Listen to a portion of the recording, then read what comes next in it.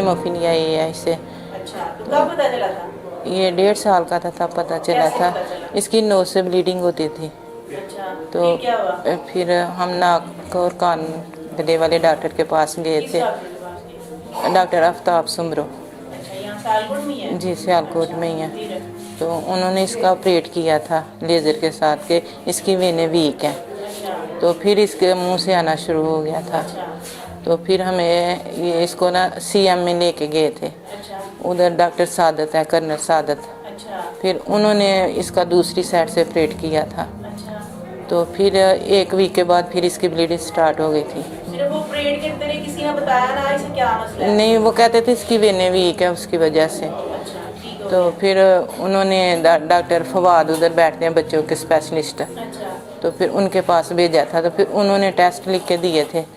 तो फिर वो करवाए थे तो पता चला था कि इसे हीमोफीलिया है। किसने बताया था? डॉक्टर फवाद, डॉक्टर फवाद वो सीएम में ही होते हैं उधर। जी, बच्चों के स्पेशलिस्ट हैं वो। अच्छा, ठीक। फिर आगे तो फिर आगे मैं जब पता चल गया कि ये हीमोफीलिया है तो फिर उन्होंने क्या किया?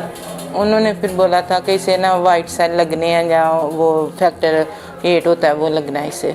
सियालकोट के मुख्तलिफ हस्पतालों में लैके जाती रही हैं इन्हूं ते उत्थे इन्हूं प्लाज्मा लगदा है। अच्छा, फिर ਤੁਹਾਨੂੰ कितनी देर बाद पता चलिया दिया ਦਾ? दिया दा ਇਹ ਉਦੋਂ 2 ਸਾਲ ਦਾ ਜਦੋਂ दिया ਦਾ पता चलिया सी। ਤੇ ਹੁਣ ਕਿੰਨੇ ਸਾਲ ਦਾ ਹੈ? ਹੁਣ 8 ਸਾਲ ਦਾ ਜੀ। दिया ਦਾ ਮਹੱਲੇ ਦੀ ਔਰਤ ਨੇ ਦੱਸਿਆ ਸੀ। ਟੈਸਟ ਡਾਕਟਰ ਸਾਹਿਬ ਨੇ ਦੇਖੇ ਸਨ अच्छा, ਤੇ ਫਿਰ ਆਪਣੇ ਟੈਸਟ ਇਹਨਾਂ ਨੇ ਕਰਵਾਏ ਦੇ ਤੇ कौन से टेस्ट करवाए थे? फैक्टर 8 ਦੇ और वॉल्विलिंग ब्रांड ਦੇ। ਦਾਖਲਾ ਫੀਸ ਫ੍ਰੀ ਹੈ, ਕੋਈ ਦਾਖਲਾ ਫੀਸ ਨਹੀਂ ਹੈ। ਹੁਣ ਇਹਦੇ ਨੋਜ਼ ਚੋਂ ਬਲੀਡਿੰਗ ਸਟਾਰਟ ਹੁੰਦੀ ਹੈ ਤੇ ਮੂੰਹ ਚੋਂ ਹੁੰਦੀ ਹੈ ਤੇ ਫਿਰ ਇੱਥੇ ਆਂਦਾ ਤੇ ਇਹਨੂੰ ਫੈਕਟਰ ਲੱਗਦੇ ਨੇ। ਇਹਨੂੰ ਇੱਕ ਦਿਨ ਚ 2 ਵੀ ਲੱਗਦੇ ਨੇ, ਸਵੇਰ ਤੇ ਸ਼ਾਮ 2 ਟਾਈਮ ਵੀ ਲੱਗਦੇ ਨੇ ਤੇ ਪੂਰਾ ਹਫਤਾ।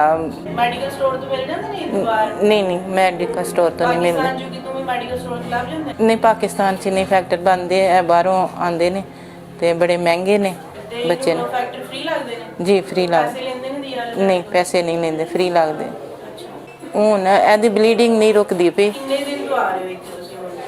ਅਸੀਂ 3 ਹਫ਼ਤੇ ਤੋਂ ਆਉਂਦੇ ਹਾਂ। ਫਿਰ 3 ਹਫ਼ਤੇ ਤੋਂ ਆ ਰਹੇ 3 ਹਫ਼ਤੇ ਤੋਂ ਆ ਰਹੇ ਹਾਂ। ਫੈਕਟਰ ਰੋਜ਼ ਲੱਗਦਾ ਮੈਨੂੰ? ਰੋਜ਼ ਫੈਕਟਰ ਲੱਗਦਾ, ਫਿਰ ਡ੍ਰਿਪ ਲੱਗਦੀ ਹੈ ਫਿਰ ਤੇ ਪਹਿਲੇ ਨਾਲੋਂ ਕਾਫੀ ਬਿਹਤਰ ਹੈ।